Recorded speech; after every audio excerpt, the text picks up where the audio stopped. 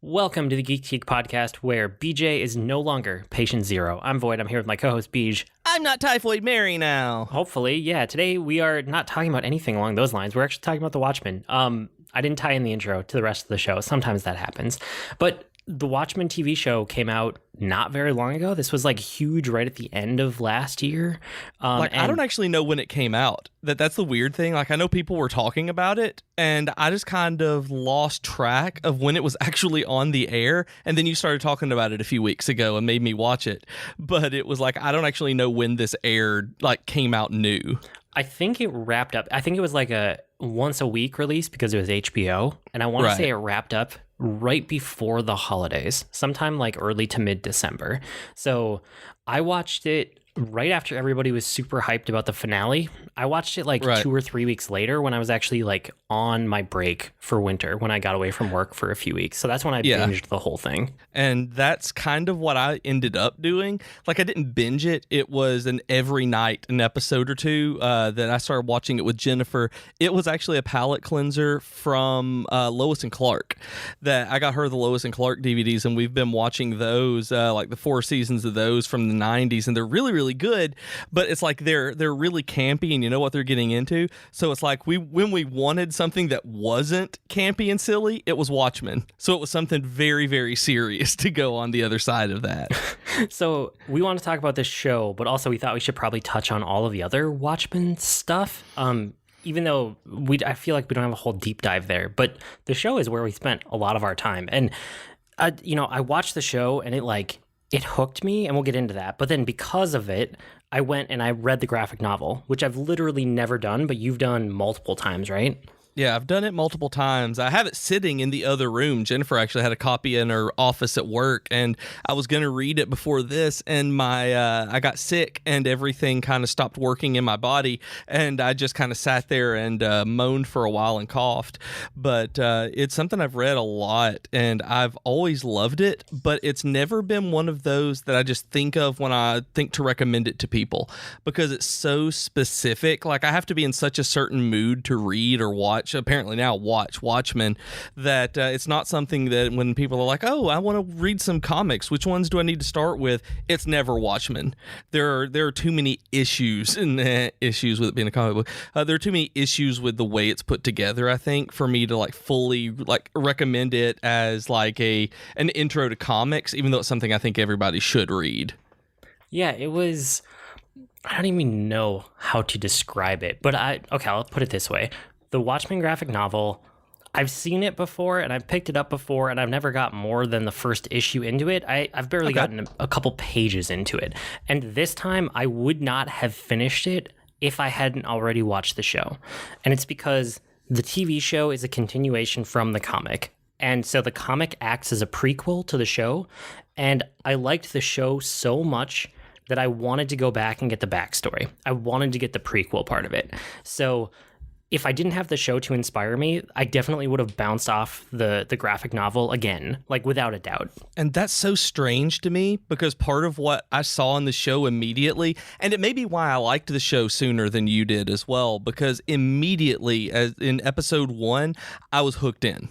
That I was like, this is exactly the kind of show that I'm wanting. I see what they're doing here. Let's see how this all plays out. And you were like 2 or 3 episodes in where you said that it's like they were good, but you didn't exactly know what they were going for with it. And so for me, I think it's that I knew from the comics what the world was, what they were doing with some of the stuff, the references that they were making in different places. And I was like, okay, that's what they're playing with here. This is great. I love this. And like the comic is, or the graphic novel is of its time. It's from 1980 something, like 1985-ish. And it is so of that era. But this show, like the show is so of our era. And that's the thing. Like, I could get over there's a lot of problems, there's a lot of issues, there's a lot of stuff that's just like very 1980s, for good and for bad, mostly for bad, in my opinion, in the graphic novel.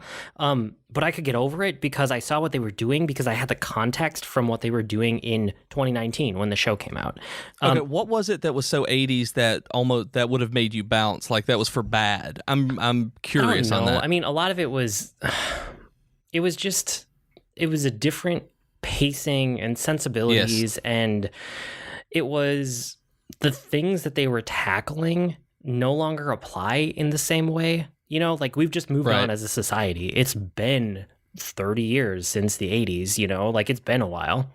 That's true. It does have 80s pacing, especially. Like 80s DC comics have a very specific feel, and Watchmen and the Dark Knight Returns, things like that, they definitely have this 80s DC feel. And I hadn't really put that together because for me that's just Watchmen. That's what it is, but you're right. I could totally see how it feels different. And one thing that I've never liked, and I still don't like in Watchmen, going back and like flipping through it, reading bits and pieces before this, I hate the internal narrative with the Castaway and the way that they do the parallel narrative with I can't remember his name now, but the shipwreck and everything like that. Yeah. I hate it. It ruins everything for me. Like, I know why Moore did it. I know why they published it. I know narratively what they're doing and why it's a good thing. But every single time I open it up, I end up just either skimming or over or skipping those entirely because it detracts so much from the actual story being told to me. And I'm really glad that the TV show didn't so much have something like that. They kind of treated They kind of treated the I don't want to do it with spoilers right now. They treated a certain subplot like that for the first half of the season, and it worked in a way that was parallel to the rest of it. And instead of having an actual secondary narrative that I didn't like. Yeah, I completely agree with that. And you know, the other thing that we should mention with the graphic novel is that there's the movie out there too, the Zack Snyder movie. And I've only seen it once. You've seen it more than that, right? Yeah, I actually really like the movie. Like, I know that there's a lot of hate out there for Zack Snyder, and I know there's a lot of hate out there for the Watchmen movie. But I have the director's cut of it that they did. It's actually a little too long. I like what they did with the extra stuff, but it is a little too long. But I like what they did, and I think he was the director that needed to do that movie, in my opinion, because he got the way that it looked and felt right to me. There were a lot of choices that could have been done differently and better, but I think that he at the time that movie was made was the one to make that movie. And I don't think it's again a product of its time for when that movie came out. But I think Zack Snyder did a good job with it, given, you know, as an artifact of its time. And I actually liked the ending. Like, they changed the ending and got rid of the giant space squid, the giant alien interdimensional space squid. And I thought that it worked for the movie. I'm glad they brought it back and tied the TV show to being a sequel to the actual graphic novel rather than to the movie, and brought back the squid and the idea of all of the stuff that came with it being so weird. But given the stylization of the movie, given the way that people approached comic book movies at the time when it was made in the early aughts, I don't think that having a giant interdimensional squid transported into New York and psychically killing people would have gone over terribly well with audiences. I think they would have been like, what the heck is this? Because it still feels funny in the comic. When it happens, you're like, what? Well, what? And I don't think that would have worked at all for audiences then. Yeah, and I came at Watchmen really kind of a weird path. Like, I saw the movie. That was my first experience with it in the early 2000s. And then I tried the graphic novel, got no more than 2-3 pages into it, gave up. And then I didn't do anything until I watched the show a couple weeks ago. And then after the show, I went and read the graphic novel.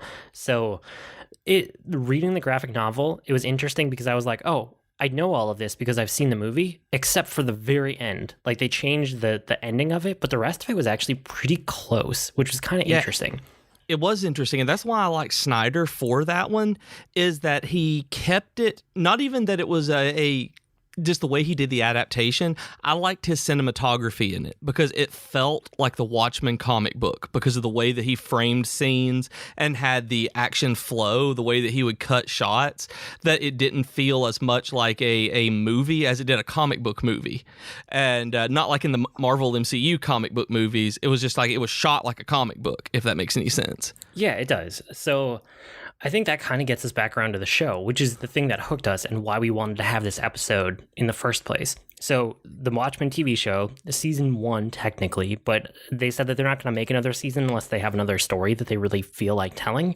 So I'm so happy about that. Me too. What do you think about that? Do you like that? No, that's great. I mean, if the same creative team has an idea and they want to tell it in that universe, I will go watch it.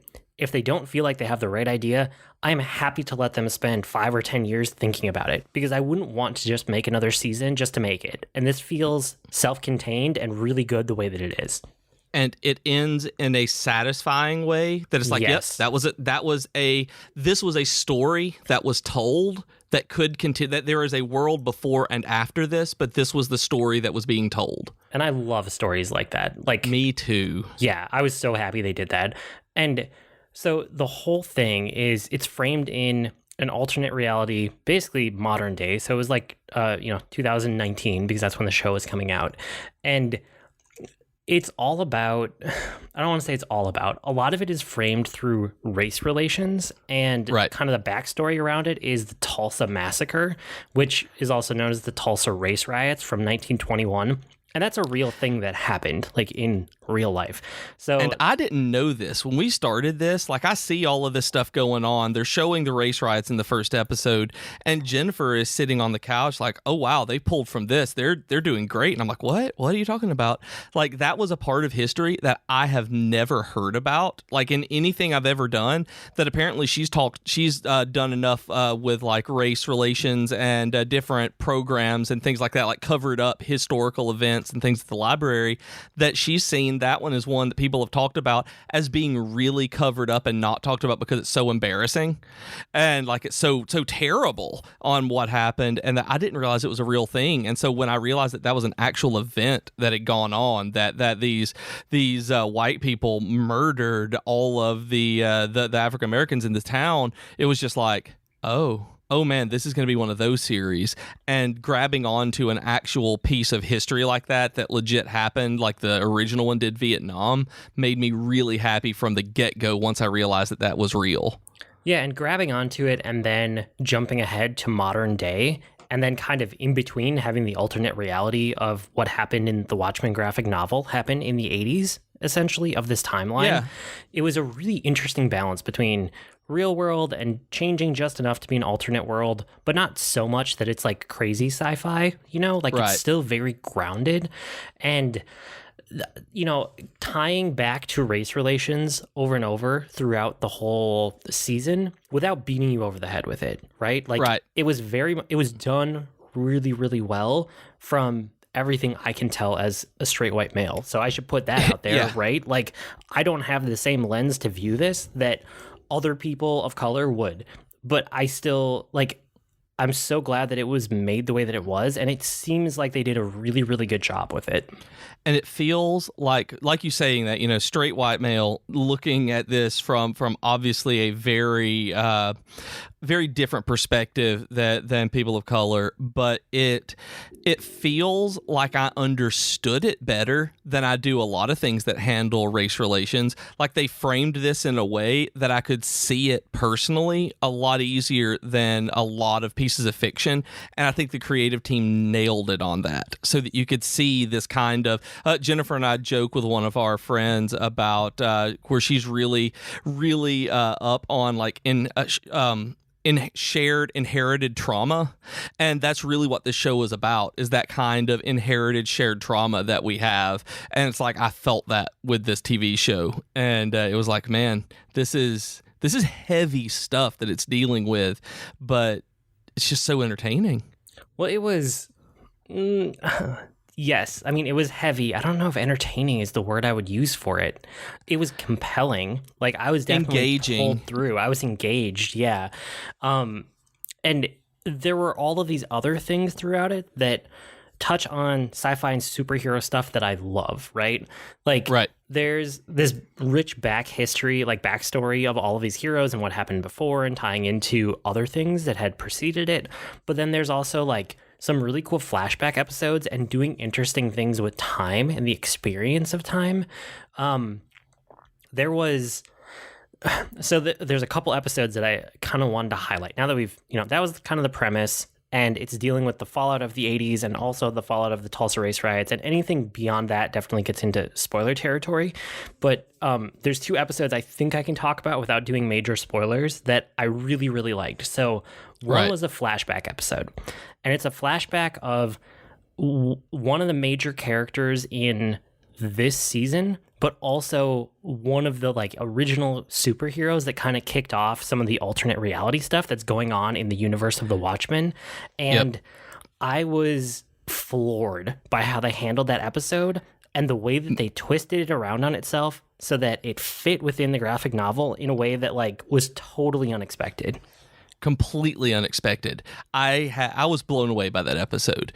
That when they did this kind of flashback origin story, it was really, really in the middle of one of the most tense parts of the season, where they make you stop and then move you forward with this new information where everything that you're watching has changed. And they did it so well to be able to explain just how this one person changed the entire history of the world. Basically, and it's done, like you said, it's done through a perspective of one of the other characters has taken this drug called, what was it called? Nostalgia. And nostalgia basically has the other person's memories in it. So it takes one of the main characters of the season and throws them way back in time so that they are re-experiencing these things that is somebody else's memory. And like you said, it completely recontextualizes the rest of the season. Everything you've seen up to this point has just shifted a little bit. And then everything after that, you're like, oh, now I explain the reasons why all of this stuff shifted. And it's just a compelling story on its own. There was only one part of all of that that really stuck out to me as being, there was only one part of this story that really stuck me as being shoehorned in, that it didn't make sense why it was there narratively, and it was his relationship with the other man, with the other superhero. There was never any kind of explanation of his, of their emotional relationship, of why this was happening and why they were pointing out such certain sexual things that they were talking about and showing. It's why is that there? It didn't contextualize within that character to me. Yeah, I can see that. And I mean, if it hasn't been obvious by now, this is definitely a mature show. It's not, it's not for kids, not even remotely. But even beyond that, right? We're talking about it's race relations, there's violence in it, there's sex, there's all sorts of things that are just mature themes and topics and stuff. It deals with mental illness and addiction in some ways, and it's all sorts of things, but they're all handled with kind of the gravitas that you would hope that they are, because it's such a grounded show. And it ties it all together. I guess before I talk about how it ties it all together, because that's really what blew me away, but there was this other episode that was probably my favorite episode of the entire season. Was it really? Yeah, and it's the one with Dr. Manhattan, where Dr. Manhattan is he's like a godlike being. He's not all powerful, but it really, that episode explains how he doesn't see the future and the past. He is always experiencing every moment currently simultaneously. Right. And it's a hard concept to get your head around, but that episode really helped me get my head around it. And as soon as I did, I was like, wow, that is such an interesting twist on that character that I never truly understood before I saw that episode. And they can do it in the comics. They do it in different panels, one panel to the next panel to the next panel. It's 1985, it's 1968, it's 1945, and they do this in present tense and go from one panel to the next, or a series of panels to the next, and you get it, right? You're reading that, it's okay, I see what's going on. He's going from one to the other to the other. But in the show, they're finally able, like you said, to let you wrap your mind around it, that it's not in sequence, that it's simultaneous, that you don't really feel that in the comic just because of the nature of the medium. You can't. And in the TV show, they're able to make you realize right now these are all happening. Everything is happening all at once, and that time is a fixed point in space rather than time being a timeline or anything like that. Yeah, so that was my favorite episode by far because it twisted my brain in all of the ways that I love to have my brain twisted when it comes to time travel or questions of experiencing time in different ways and like all of that, like the dimensionality and oh man, I loved it. I love that episode. But the thing that like blew me away was just going in all of these different directions, right? So we've talked about like race relations. There's this whole superhero backstory from the 1980s. And then even before that, a first wave superhero story. There's this giant squid that happens at the end of the graphic novel that comes up. You know, there's this flashback episode that recontextualizes everything. There's Dr. Manhattan experiencing everything all the time. And then they come to like episode 8 or 9-ish and they start pulling it all together and they stick the landing. And I was just... when I was at episode like 7, I was like, how are they going to pull all this together? Like, how? They must have somewhere they're going with it. And I just could not see how they were going to stick the landing and not fumble it. But they absolutely did. I was afraid that they were, well, I shouldn't say afraid. I figured they were going into season 2, given how much they were pulling together. That when it got to like episode 7 or 8 like that, I'm like, yeah, this is definitely going into season 2. I can't wait to see how all of this turns out. And then you see how it all turns out, like, but it wasn't rushed. It never got to the point where they were condensing things, like condensing season 2 into the last 2 episodes. It's just that they had this story and they told this story. And it was like, we just weren't aware of how it was going to be coming together, but it came together right. Oh, it absolutely did. So I don't know. I thought that the show was amazingly done. I don't want to say like that I loved it or that it was fantastic or amazing because it feels wrong to just be like, oh, that was entertaining. It's like, you're right. It made me think, and it made me I don't know. There's something beyond that too, right? It made me try to more, I guess. Okay, maybe this is it. I'm trying to figure it out as I'm talking, which is not the best way to podcast, but we're rolling with it. It almost compared to other media and other mediums and other shows and movies and stuff I've watched, it really tried to make me see other perspectives in a way that few pieces of media do. And it did that so well that I have to applaud it for that. Yeah, that is about the perfect way of putting it, because there's not a lot that can both make you think about like the concepts of it, the high concept part of the TV show or the narrative, like the Dr. Manhattan episode, that can also pull you in and make you see the personal part from a different perspective as well. And I think that anyone who cares about, and I don't want to say social commentary because that's overdone, anyone who cares about narrative and fiction that has something to say, then you should watch this, because this TV show has something to say. It's not political. It's not something along those lines. It's not an agenda, but it definitely has a point of view, and you see that point of view. Yes, absolutely. I think that's probably a good point to jump off, but I would definitely double down on your recommendation. Like, if you fall into any camp that we've talked about here, if any of the stuff we've mentioned about the show interests you, I 100% like recommend it. Like, it was so well done. And it turns out that it's on HBO, like we had said. So we ended up having HBO by accident. That Jennifer had signed up for it by accident for something at the library, and so she was like, "Oh yeah, I have HBO. Let me just sign into Amazon Prime." So we just logged in and watched it. But you also have free trials and stuff. It's a 9-episode series, so y'all can watch it for free on Amazon Prime if you've never done an HBO trial. Yes, you can, absolutely.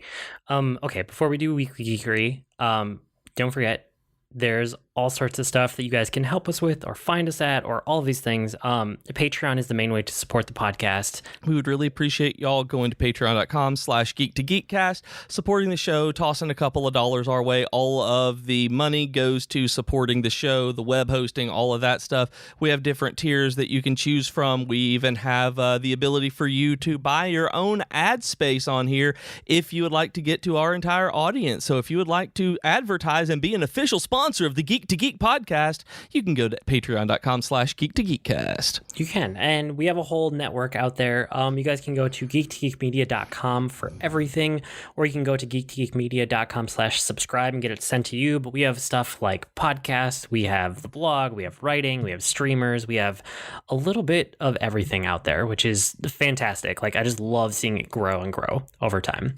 So with all that being said, it's time for Weekly Geekery, where we share what we've been geeking out about this week. I actually have no idea what you've been up to, which is strange, but you've been sick, so I've been leaving you alone. So what have you been doing? Well, I've been doing a few things this week. Like last night, so the Super Bowl was this weekend, and I didn't care.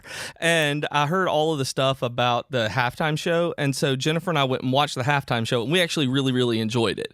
And so because it was Jennifer Lopez, Jennifer had been wanting to see Hustlers in the theater, her newest movie, and so we went and actually bought it on Amazon because it was like $4 more than renting it, and it was fantastic. It was a great movie. It is definitely not a kid's movie. I mean, it's rated R, but it is about exotic dancers who figure out how to fleece Wall Street, people who come into their club, and it is great. Like, it is hilarious and it is meaningful, and I just love Constance Wu, the main character in Crazy Rich Asians. Like, she is great, and she's the main character in this along with Jennifer Lopez. It's wonderful, so y'all should definitely check it out.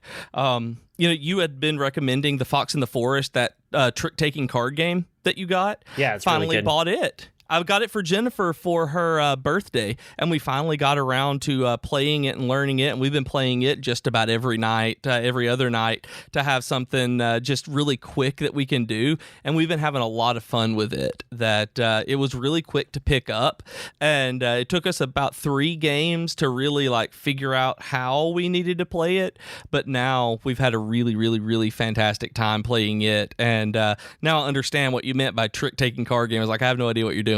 But it's very simple and easy, and what I think I like about it over some of the other like big board games and stuff that we've done, like Patchwork, is that you don't have any setup and you don't need a lot of space for it, because it's just a very simple card game, and it's just super fun to play.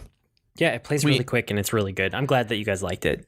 I liked it a lot, so I wanted to thank you for that one. And For sure. so because of that, I bought Arboretum, and we have not played it yet. I know that someone, I'm actually going to click in right now while we're talking on Discord, actually had mentioned that they had picked up Arboretum. It was Alpha Wing on Discord had said that they picked up the Arboretum game and couldn't really get into it, and that they were confused about the point system and gave up. And so it was they were trying to remember another board game that you had recommended. It had towers and a dragon in the center. So I wanted to ask you if you could explain the point system at all, or if you could remember what that board game was that you had recommended, because I don't remember the name of it either. Board game? Oh, man. I don't know. It might have been Clank.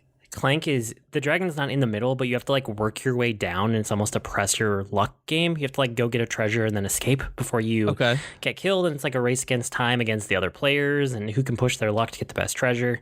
Maybe that one, but maybe not. I don't know. That's kind of a vague description.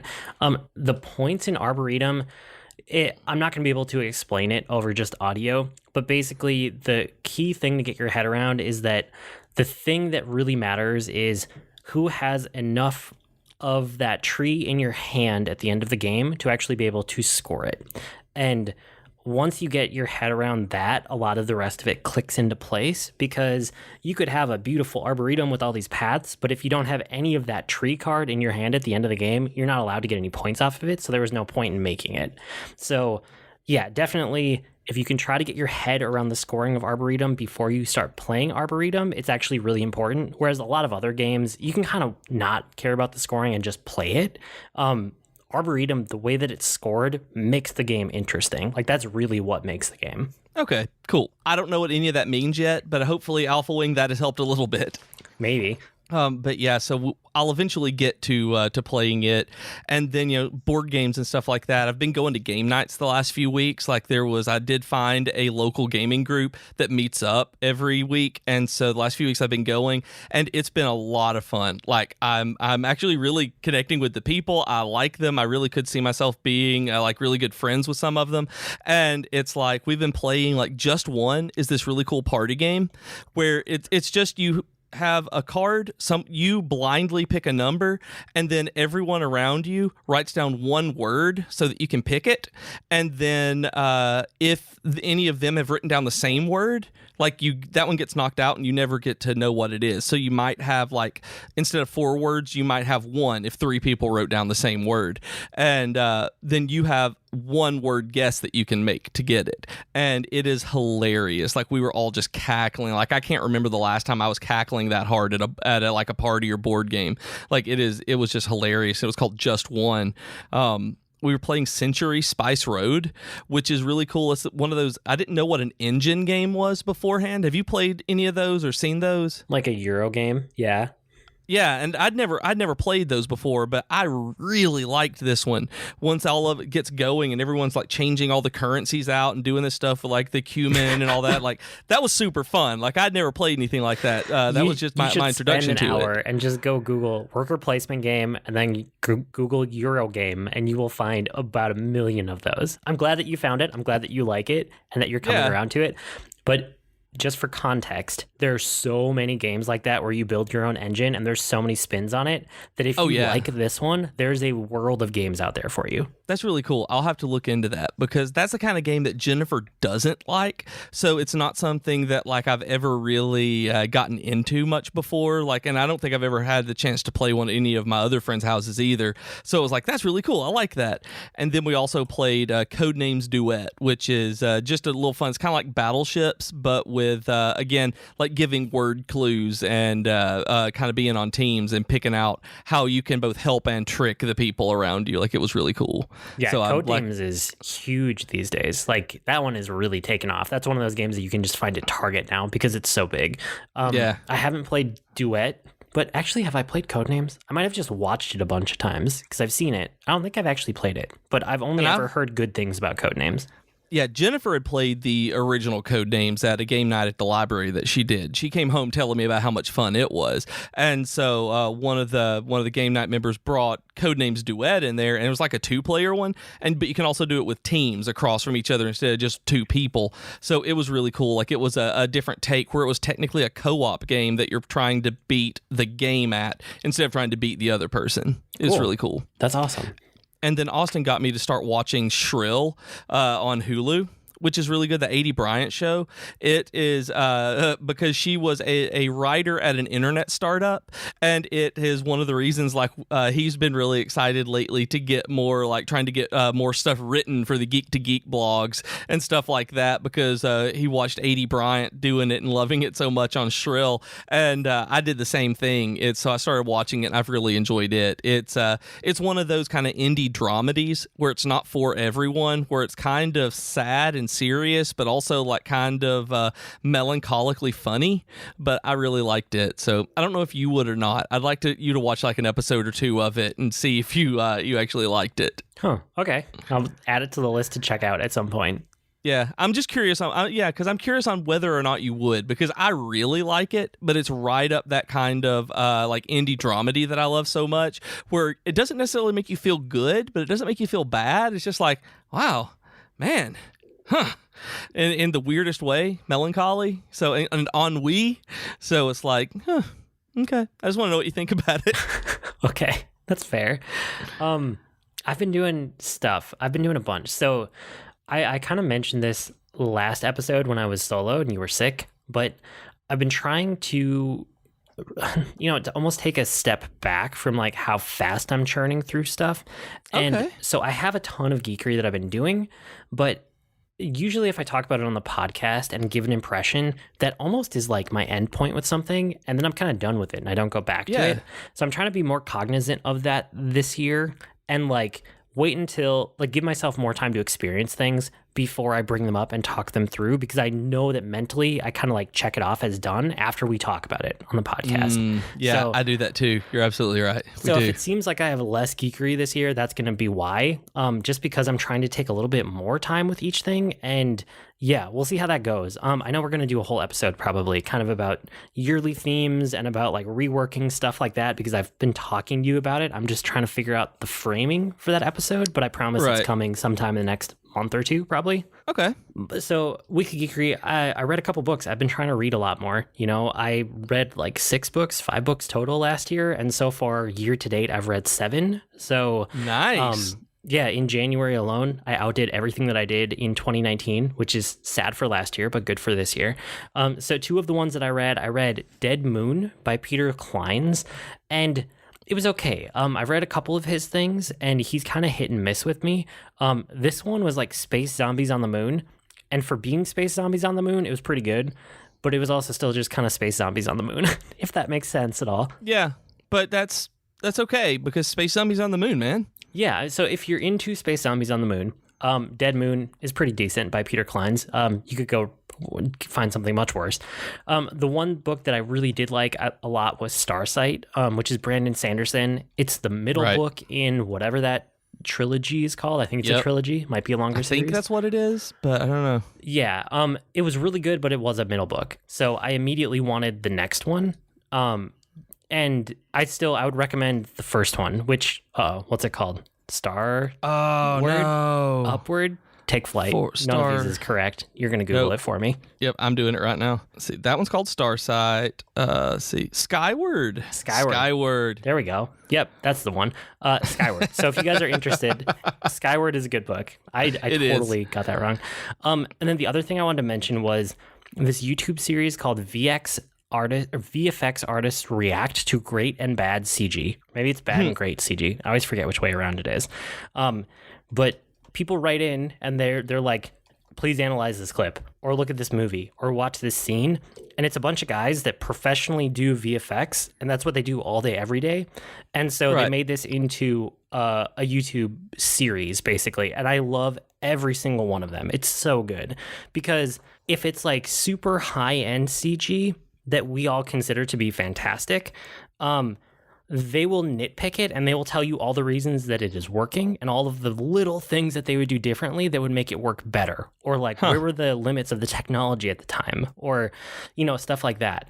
But then the flip side is if it's really horrible CG, they'll do the same thing. So they will dive in and they'll be like, why is this working, or why is this not working, or what are the easy things you could do even with no budget to make this feel better or read better, or like that it would be more believable, and you can tell that whether it's like Lord of the Rings, the most expensive effects you could pay for at the time, or like the lowest budget film, they love it and they're putting their all into it. And so I just love that whole series. So it's by Corridor Crew, and Corridor Digital has a whole separate channel that does other stuff too, but the Corridor Crew channel is the one that I like because it has stuff like this, and it has Stuntmen React, which is the same idea, but for stuntmen, like professional stuntmen in Hollywood. Right. Both of those are fantastic series that I love them. And I've always liked shows like that. That sounds really interesting to me because I've listened to, or I've seen a lot of the like accent teacher reacts to different movie accents and things like that, like Dialect Coach, and I love watching stuff like that. Surgeons reacting to surgery scenes in different TVs and movie shows. That's not a thing. TVs and movie shows. Yep. And then stuff like that I love. So would the VFX artist one make sense to someone who doesn't have a base in video production like you do? Yeah, you don't need any base at all. That's why it's so good. It's perfect. Yeah, that's why I was wondering, because some of the stuff, like they're talking about why it would work. I'm like, do I even have the base to understand why this would work? Yeah, you'd need no prior knowledge. You can just go watch them. Okay, cool. I'm going to have to look that one up. Yeah, they're really, really good. So, like I said, I have other geekery, but I'm going to kind of let it build up this year and try to see when it feels right to pick and choose from things instead of just saying everything I've been doing every single week. So we'll see how long I stick with that. We'll all discover that together. That's probably it for this week. You guys can write to us with comments, suggestions, or feedback. Our email address is geek2geekcast@gmail.com, or reach us on Twitter @geek2geekcast. We also have some great discussions on Slack, Discord, and Reddit. You can go to geek2geekmedia.com for invite links. And while you're there, make sure to check out all the other content on the network. I blog at agreenmushroom.com, and you can find me at grnmushroom. That's green mushroom without the E's on Twitter. I'm also on the Disney Forever podcast, where we watch and react to a different Disney movie every week. I'm on Twitter as @Professor Beej. That's Beej with 2 E's. And you can listen to me even more on the Dragon Quest FM podcast, where we talk about the Dragon Quest series of RPGs. Fittingly enough. We've been Void and Beej with your Geek podcast. That'll do it for this week. See you next week, geeks. Bye, everybody.